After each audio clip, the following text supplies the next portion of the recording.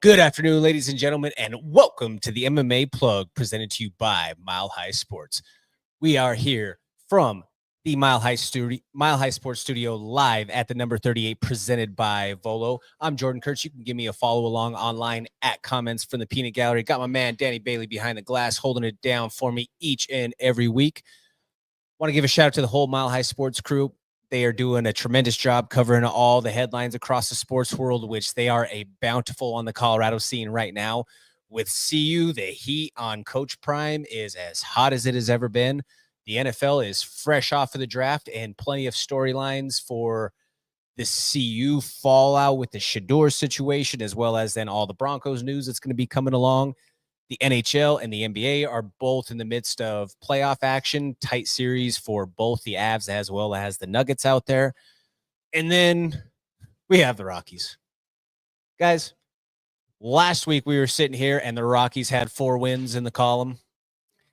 This week, a full calendar week later, the Rockies are still sitting with 4 wins. They are on pace to be literally the worst team ever in baseball history. They are on pace to win less than 25 games. They play 160, more than 160 games, and they're only projected to win less than 25. How terrible do you have to get before there is any sort of change toward the team side of things? That people ask, I saw a big page out there in the sports world saying Denver fans, like, what's going on? When we saw this from, Chicago or the White Sox, it was or the A's, it was kind of the talk of the town sort of thing. Out here in Denver, folks, Coors Field is a bar that just happens to have baseball going on a couple of times a week. That's basically what it is. And that's how the owners treat it. So it will never change until their bottom line changes.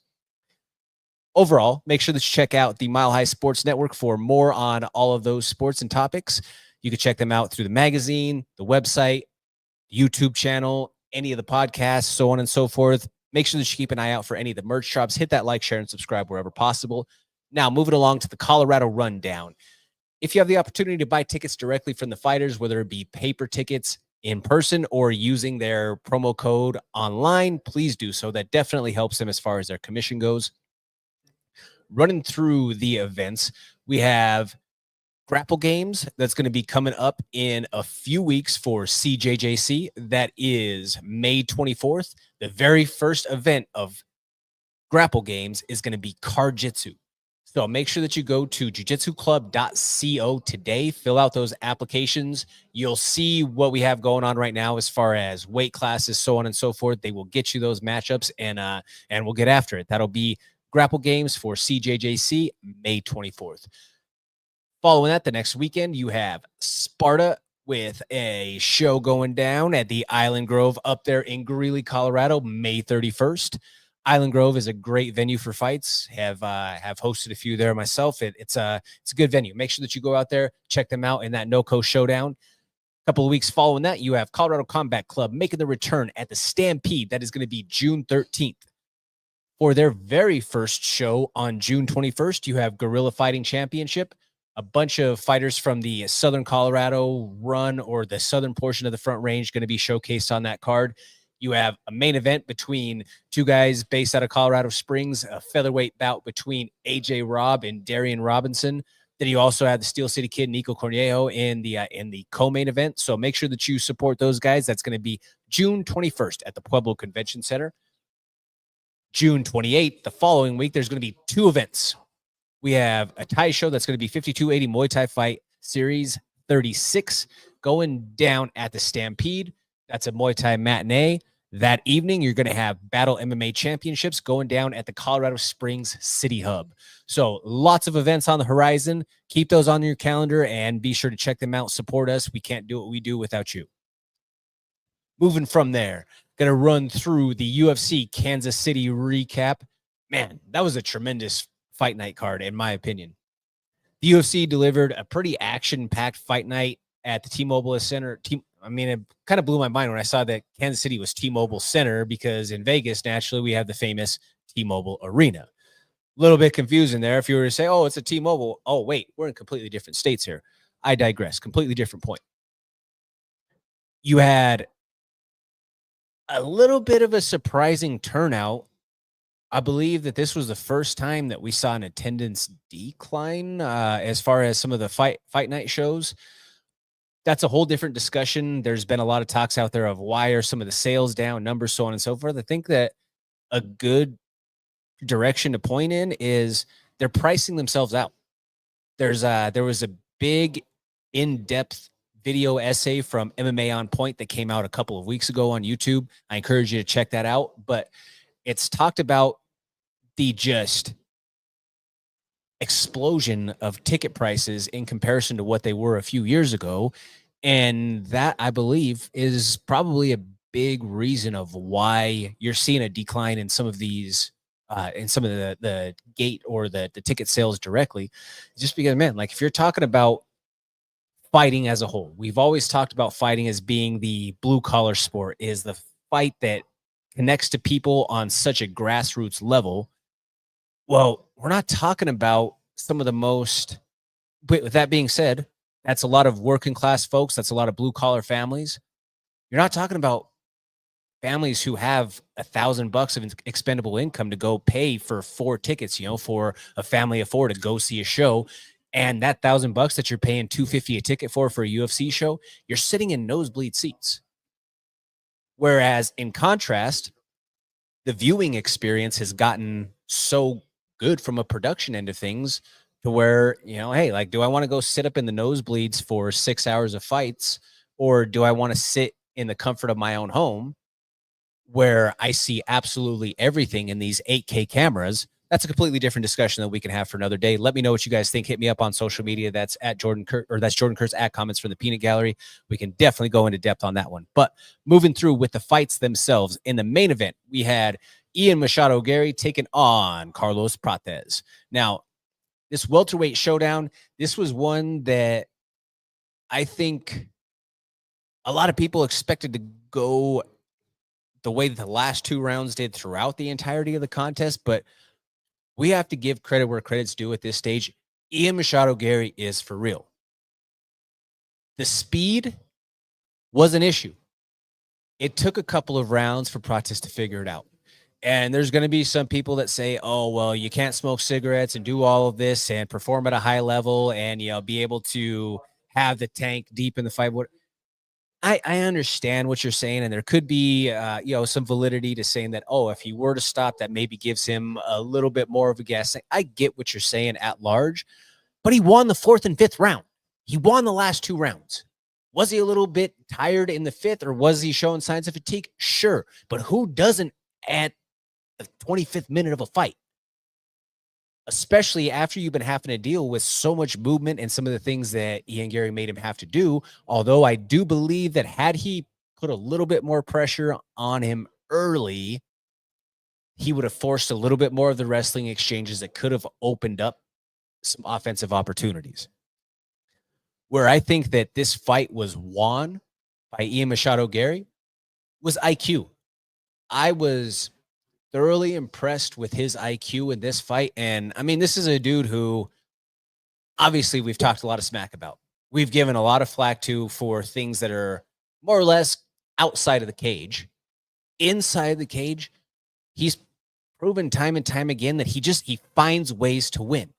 Yeah, sometimes are they decisions, and sometimes is he narrowly escaping the jaws of defeat like he did the other night. I mean, he was one hammer fist away in that 5th round in those final sequences from being put away and that fight being finished.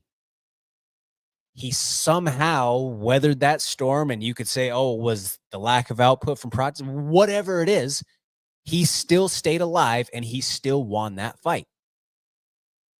The way that he fought against who was the perceived boogeyman in Shavkat, I think he outperformed everyone's expectations in that fight. And both of those being on about 3 weeks worth of notice, we got to give the kid credit where credit's due. He can fight. He's a gamer. That all being said, the IQ circling it back, him putting the high kick on Prates' left hand or his left arm early on in the fight, I think also was just such a smart tactical move that he's putting blood in the best weapon that he had. He's shutting down the best weapon by continually putting something on that side and just making him feel a little bit. Now, Ian Garry is set to be the fill-in or the backup fighter for the welterweight title fight set to go down here in a few weeks up in Canada. He did have some noticeable swelling to his arm. I don't know what the extent of that injury is. It has not been reported. There hasn't been anything confirmed. Did he have a fracture, anything to that sort that could derail the plans of him being a backup if there is some sort of true injury?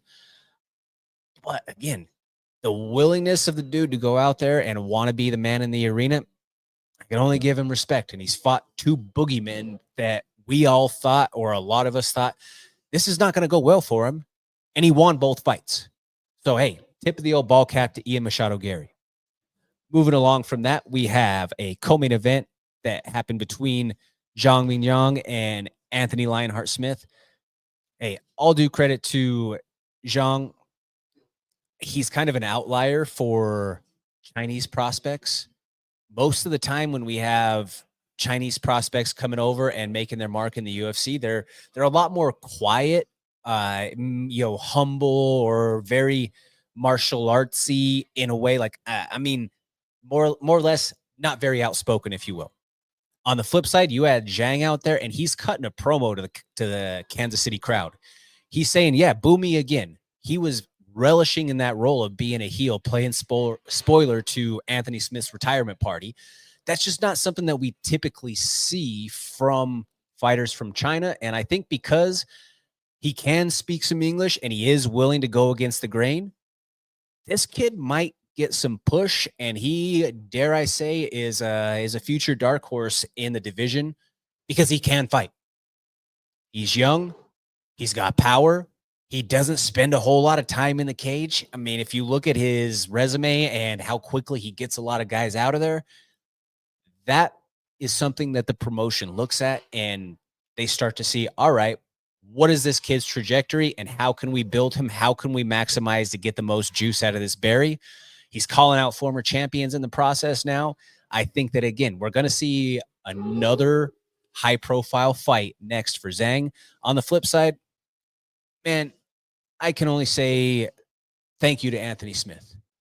Thank you, Anthony Lionheart Smith, for being the gladiator that you were, for going out there for 60-plus professional fights, never pulling out of one once, having that true grit, that lion heart, that despite whatever the adversity you may have incurred in your personal life, training, injuries, whatever it may be, you still found a way to answer the bell and make that walk.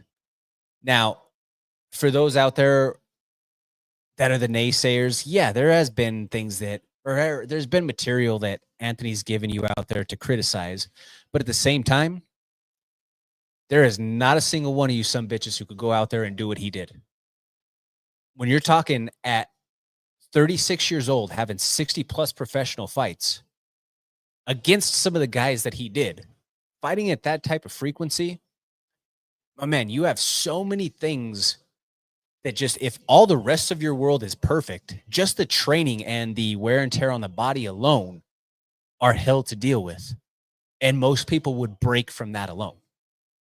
To have surgeries, repairing bones and putting screws and plates in, to then say just a few weeks later, yes, throw me back in there in the mix. Most of you would never even come close to going through some of the things that Anthony did. That is why he deserves the respect that he should get through time. The dude who was giving him the finger after the fight, even after the loss, like, that dude should have gotten his ass whooped right there in the crowd, and they should have carried him out. There's the disrespect and the way that some of these fans feel that they can be. We've seen it from other sports. It's happened in fighting. Obviously, it's always a topic of discussion when there's incidents that happen with fans. But just because you pay the price of admission for your ticket does not grant you the right to do absolutely anything that you want. And unfortunately, yeah, in that moment, after taking the loss and being, a little bit of frustration in that moment, yeah, the lasting image that we have of Anthony in the cage is him with blood running down his face, giving this dude the finger. The montage following that, dude, somebody cut some onions. That was a tearjerker. And maybe it's because I'm so close to the forest on this one, and I am a little bit biased because of the connection that I have with Anthony. But watching that to see his journey throughout the years, seeing him way back in those regional scene footage, the Strikeforce days, first UFC run, getting signed back, just the tale that was told throughout that. It was a pretty incredible package that the UFC put together to send him off. If that was the package that we got from Anthony, imagine what we get in a couple of weeks with Dustin Poirier. I don't know if there's any of us true fight fans who are going to have a dry eye after that one, but I digress. Moving along. Some of the other main card highlights, we had my boy David Onama. He defeated Giga Chikadze by unanimous decision in a featherweight bout. Mr. Onama, welcome to the rankings, my friend. As of right now, today, David Onama is currently the number 14 ranked featherweight. He now joins the rankings alongside one of his cornermen and teammate in Yusuf the Moroccan Devil Zalal. So Factory X with 2 ranked featherweights right now at the moment. Also from that, you had Abus Magomedov, who this fight with Michel Pereira, I'll be honest, I thought that this fight underwhelmed. It underperformed. I mean, congratulations to Abus for getting the win, but Michel Pereira he's a guy who has so much potential, but I also feel like he doesn't have someone who helps him harness it or really truly reel it in. Like, once again, I feel like all of his antics in the walkout, his dancing, he had more output in the walkout than he did in the actual fight. Sometimes he gets so into his dancing and everything. Like, I really do question, did you just drain the tank before you even had a chance to fight? When he does have all of his attributes about him, if you will, you're talking about one of the most explosive and dynamic guys on the entire roster who could finish a fight from many different angles. But also, with that being said, when you're that much of just a fast twitch guy, when that fast twitch juice is gone, it is done. And that's the case that we've seen on multiple occasions for Michel Pereira. A guy who, when he's on, could be in the mix with anybody. The consistency is the issue. Randy Brown, rude boy. I told you guys last week, anytime that Randy Brown is in the mix, it is a must-see type of fight.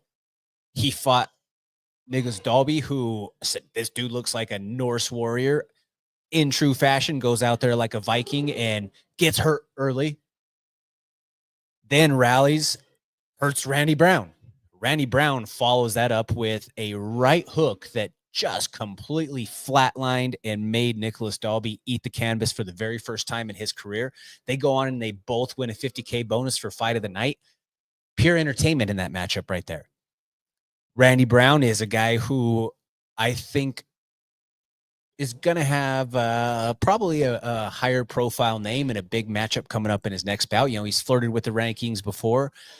There's just so many good young fighters right now at 170, or so many rising guys right now, I guess I should say, as some of the top of the division is more or less working its way out, or they're still in there, but they're on the aged side of things. You're seeing the rise of your JDMs, your Morales, your Prates, although he lost, Ian Gary's of the world. There's a rising tide at 170 pounds. And I think Randy Brown is a big part of that. Ikram Alaskarov got a first round TKO against Andre Muniz. This was a big bounce back win. He needed to have that, especially after the loss that he took to Whitaker. Alaskarov was a guy who, for a while, was another potential boogeyman-esque fighter that was a person who had a lot of lore about them, given that their only loss to that point before the Whitaker fight was to Khamzat Chimaev way back in the day on the regional scene. He goes back and he beats a world-class grappler and a top-tier submission artist. by TKOing him and Andre Muniz. A couple of fights on the prelims to hit and run through here. We had Matt Schnell edging out Jimmy Flick in a unanimous decision. That fight went back and forth. It was almost trading guillotine for guillotine. I think after about a round and a half of Matt Schnell realizing that he could hang on the ground and be in the game with the grappling department and mix it up with Jimmy Flick, he's just more dangerous with his striking than Jimmy is, and he was able to outlast and outmaneuver Jimmy in some of those spots. Gage Young came in off of short notice. Dana White Contender Series veteran, taking on Evan Elder. Evan Elder, he won the fight. He won all 3 rounds, but it was closer than a 30-27 type of fight. Gage Young, he's got a bright future. He's got a lot of tools that he can build on. He's in the door now. It's on him now to take those lessons and continue to grow in the process to materialize into a potentially successful UFC run in one of the hardest divisions that's out there at 155 pounds. He does have great leadership with Zach Cummings. I mean, it's a guy who spent more than a decade plus in the UFC himself. He's in great hands in that respect. I hope that the kid continues to actualize what his potential is. Chris El Guapo Gutierrez, he won a split decision against John Castaneda. This was a featherweight contest. I think that it being up 10 pounds just based off of the original matchup getting canceled a few weeks ago and getting ran back, I think that the extra weight benefited Castaneda, especially when it came to some of the grappling sequences. Castaneda known for his wrestling, and he was able to hold Chris down in some particular positions, especially in the latter stages of the fight. If they're down another 10 pounds at their actual fight weight, is Chris able to actually scramble and get up from there? It's a question that has to be asked one way or the other. Chris picks up the victory there. Both guys they had trained together in the past, so it's no bad blood. They were able to, show some sportsmanship, took some pictures in the cage with each other afterwards. You had Damon Blackshear picking up a unanimous decision victory over Olatunga Lee. Blackshear is a guy who he keeps on winning, which is great. I think the promotion likes him a lot, and they think that they have something in him, given they signed him off a short notice. He has a couple of fights against some high-profile names. He has one of the rarest submission finishes in UFC history when he picked up the twister. I just think that the UFC is probably looking for him to now have some more statement type of performances to put him in some bigger, more marquee type of moments. Speaking of big moments, though, you had Malcolm Wellmaker delivering a first-round knockout against Cameron Simon. He got the performance of the night bonus. This is a kid who he's exciting. He's going to be someone who makes you want to watch him. He already did a great job of that during the buildup of this fight week. He's a young, hungry kid who was working as a pipe fitter down in Georgia. And he said that, you know what? When I made this decision, or when I got into fighting, I said that if I get to the UFC and when I earn my first performance bonus, my first $50K bonus, that next Monday, I'm going to walk in and quit my job. Right away, picks up that $50K bonus in his UFC debut. Well, folks, as an update, he posted it yesterday. He is now a full-time fighter. He resigned from his job. And yeah, I think that this kid has a future to build off of. When you have that type of explosive power, you are always going to be someone who is in the mix, and in that type of division where there are a lot of young rising prospects, there are exciting fights galore for Malcolm Wellmaker. We're going to move along from that to talk about another couple of, talk about 5280 Thai Fight Series. We're running a little tight on time here. We got 5280 Thai Fight Series 35. Went down over the weekend at the Stampede. You had Alejandro Rodriguez winning by knockout in our main event for a 147-pound title. You had Elian Elbanez winning by a knockout in the 3rd round. Aaron Trevino won by unanimous decision. Young Savage out of Bang Muay Thai. That kid is something to keep your eyes on. Young kid, oozing with talent. Midel Suarez won by TKO in the 1st round. Kalen Douglas won by unanimous decision. Stephen Streeter won by unanimous decision. Ben Gerson won a gritty fight against Rory Handlos by unanimous decision. 1st round was all Rory. Then Ben was able to rally starting in that 2nd round and ended up pulling off the victory. Congratulations to that kid. I mean, he surprised the hell out of me by being able to fight down and find the heart to be able to push through the adversity and then go on and pick up a victory. Mike Pinkerton won by unanimous decision.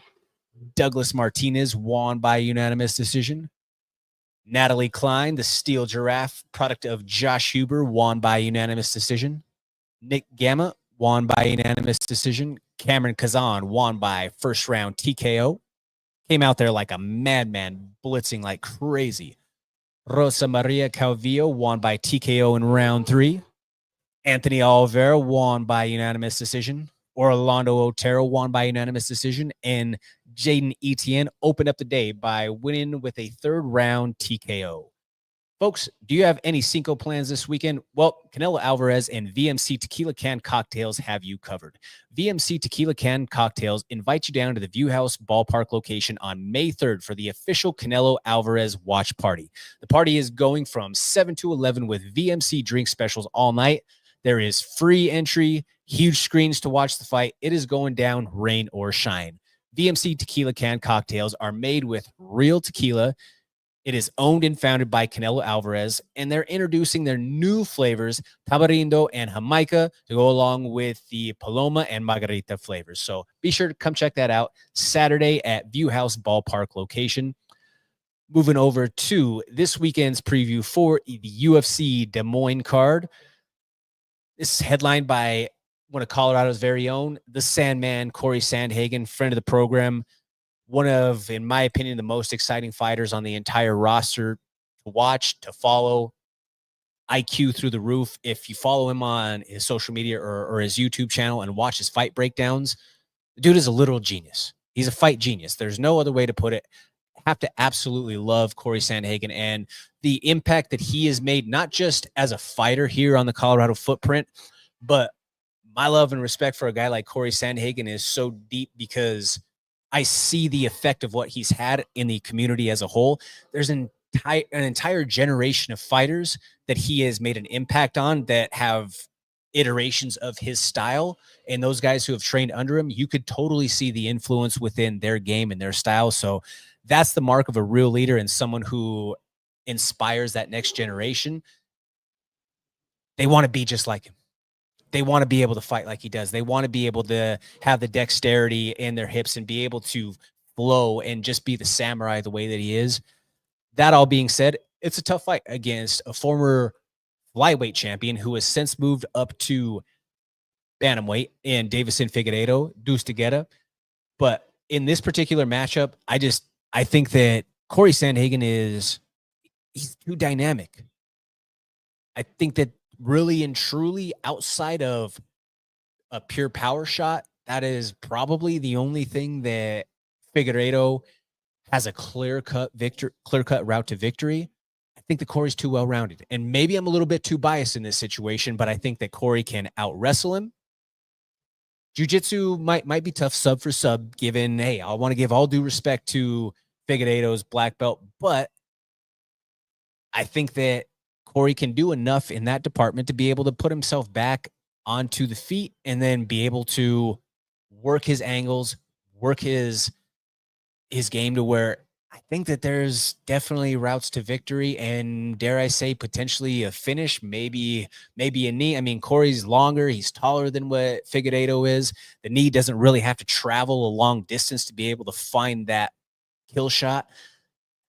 That's something that I would foresee. Also taking a look at some of the images that were shared of Figueiredo these last couple of weeks of his camp, doesn't necessarily look in the best shape, but then again, that could be some gamesmanship. Who knows if those are recent photos or not? Hard to tell. From there, we have another couple of matchups that, you have a high-profile fight with Reinier de Ridder taking on Bo Nickel. Now, Reinier de Ridder, number 13 ranked middleweight, former one championship champion, taking on Bo Nickel, who we all know the hype behind Bo Nickel. The question in this with Bo Nickel is he's fighting a guy who has high-level submission skills. I don't believe that Reinier can out-wrestle Bo by any means. But does he have the submission skills to be able to work or to counter Bo's wrestling to his advantage? That's going to be a big question to ask. And sometimes when we see two high-level grapplers, they end up on the feet and they slug it out there. It's a tough one for me. I mean, when you look at these two guys, neither one of them are stellar strikers. They both have a couple of knockouts on their resume. I do think that Rayner has, obviously, he's got some more cage time and experience in that realm. Bo, if we're looking at it from a pure grappling standpoint, he did have competitive time on the mat with Gordon Ryan. But when you mix in the striking and everything, I don't know. I am less sold on the elite prospectus of Bo Nickel as an MMA fighter after his last fight. I don't know how much Bo is getting pushed or having to face true adversity in the training room. That's the question. You know, a lot of guys, or a lot of the rumors, I should say, are that he gets protected. I don't know if that's the case to be true. I think that we're going to see a good measuring stick going up against a guy like Rayner this weekend. And if he does beat Rayner, well, then he's in the rankings. He beat the number 13 ranked guy. We'll see how that holds up. Some other fights on the card include Santiago Ponzinibbio fighting out of Coconut Creek, Florida by way of Argentina. He meets D-Rod. D-Rod definitely needs a win back in the mix. A couple of longtime veterans. You have a bantamweight matchup as number 15, Montel Jackson takes on Daniel Marcos out of Peru. Cameron Smotherman, who is an exciting young prospect, he takes on Surrey City. Cameron Smotherman is a kid who has the type of boxing that he could put any one of these guys out in any sort of exchange, and he makes you want to watch him. And he's a tough kid. I've watched this guy all the way from his early career. He fought for Fury for the majority of his pro career on the regional scene and made his bones through those ranks. Gets into the UFC, wins in his very first fight. Now he's sitting here looking to follow that up in his sophomore effort. Yeah, he's a kid who has an exciting style.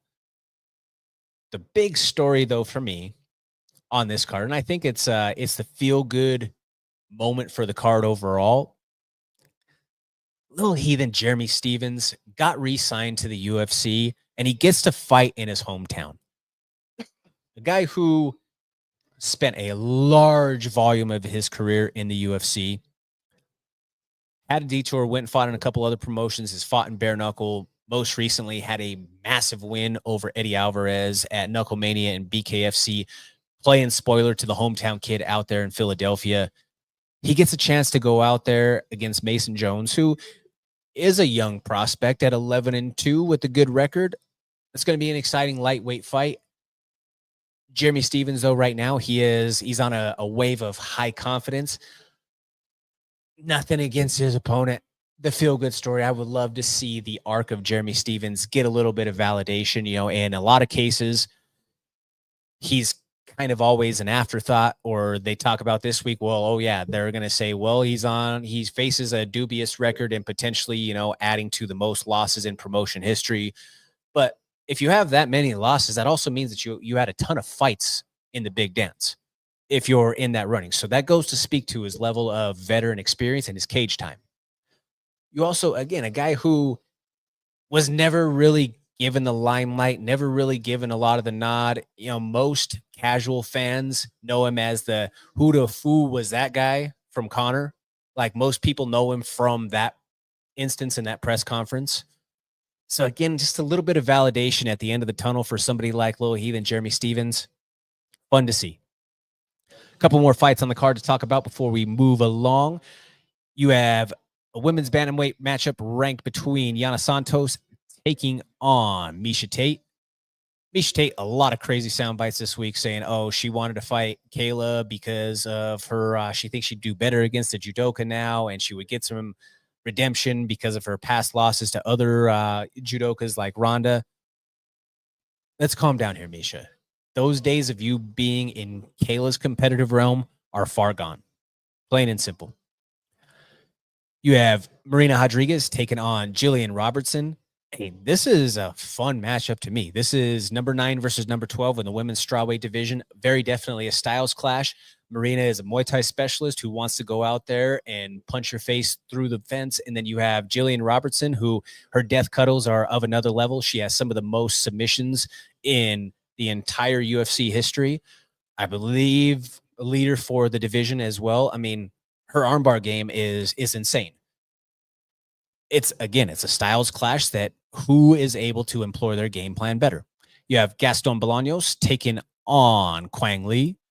You also have Dana White Contender Series standout former LFA champion Thomas Peterson taking on Dontel Mays in heavyweight action. And then jerking the curtain, you have Juju Juliana Killer Miller taking on Ivana Petrovic.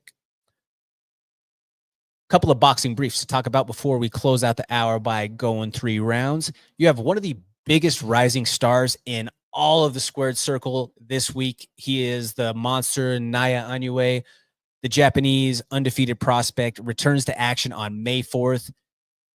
Again, guys, this is a pugilist sensation. Most of the world does not know who Inoue is yet, but this is a chance for him to potentially have a little bit of a breakout party on May 4th. He's only fought in Vegas a couple of times, and that was during the pandemic, so there wasn't any sort of crowd. There wasn't a whole lot of fanfare, being that it was in the bubble and all of that situation. This is a time now where he's going to have the opportunity to fight in front of a packed house who are there to see him. Again, a knockout artist with highlight reel after highlight reel. He fights in a lower weight class, so a lot of times these boxers don't get the love that they probably should, just being that they're in a lighter weight class, or until they have some of these big moments. It was the same thing that we saw with guys like Bud Crawford and them for a long time. And now, after they've had a couple of these big marquee type of cards, this big top ranked card for him this weekend, he's going to have a chance to go show up and show out and put on a show, go out there and get a highlight reel finish over Ramon Cardenas for this undisputed super bantamweight title. Guys, if this does not scream that there's a potential for a big highlight for him to win, I don't know what does. He's a minus 8,000 favorite. Make of that what you will with the lines. Shop them wisely. And then naturally, you have Canelo Alvarez taking on William Skoll at this stage and only 34.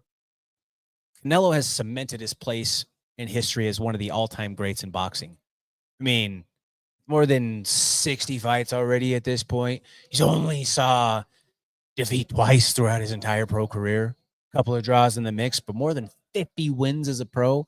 Yeah, this is one of the greatest boxers of our generation. Has there been a couple of fights in Canelo's run that made you think, well, was this a little early, like the Mayweather fight? Sure. Was this maybe a little bit of politics with Triple G? Sure. But in a lot of these other cases, Canelo goes out there and just continues to win fight after fight after fight. And that type of consistency is what has to be admirable. I mean, if you look at it from a calendar perspective, you could almost plan it every single May, every single September, you have a Canelo fight, especially over the course of these last couple of years. Granted, this time it's a couple of weeks earlier. Usually it's about that 3rd week of May. If you go check that, it's usually between the 17th and the 22nd, that weekend where most of Canelo's May fights have happened. But albeit festive weekend, it's going to be a massive time for Canelo Alvarez this Saturday. Speaking of which, you have VMC Tequila Can Cocktails, which invites you down to the View House Ballpark location on May 3rd for the official Canelo Alvarez Fight Night watch party. This party is going to go from 7 to 11 with VMC drink specials all night. There is free entry, huge screens to watch the fights, and it's going down rain or shine. This is made with real tequila. VMC is owned and founded by Canelo Alvarez, and they're going to be introducing their new flavors, Tamarindo, Jamaica, to go along with the Paloma and Margarita lineup already. Guys, we are just about to the end of the show here, and it is that time for what you have all been waiting for. We got 3 rounds. Got my man Danny Bailey behind the boards.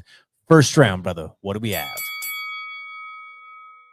All right, Jordan. The first trailer for The Smashing Machine, a biopic on Mark Kerr starring Dwayne "The Rock" Johnson, just dropped today. What was your first reaction? First reaction was a little lukewarm. I'll be honest. I like that they gave some opportunities to real fighters out there in the mix. Ryan Bader is playing Mark Coleman. There's a couple of other guys who are actually from the fight world involved in the film. But it basically, more than anything, I have faith in the storyline because Mark Kerr's story is interesting, especially if you've seen the documentary that inspired all of this, The Smashing Machine, the original. I just hope that The Rock doesn't blow it like an intern in the Oval Office. The PFL signed Patrice Evra to a contract. What are your thoughts? This guy, I didn't even know who it was until the PFL broke the news. Apparently, it's some French international soccer star out there that is set to go and make his MMA debut. And again, I had to look this up. I wish I hadn't. This is just another total head scratcher to me. The PFL has real fighters, real world-class fighters under contract on their roster that can't get fights right now because the PFL cannot afford to pay them. But this Johnny-come-lately frog-eating Frenchman gets a bag? This is insanely dumb, even for dumb Don Davis. I mean, it's a head-scratcher. Again, so what? You bring in just some guy so you have a PR, whatever. Blows my mind. Dustin Poirier said that he would walk out to his UFC debut walkout song, Drop the World, if Lil Wayne can accompany him to the octagon for his final fight in New Orleans. Will the UFC make his wish come true?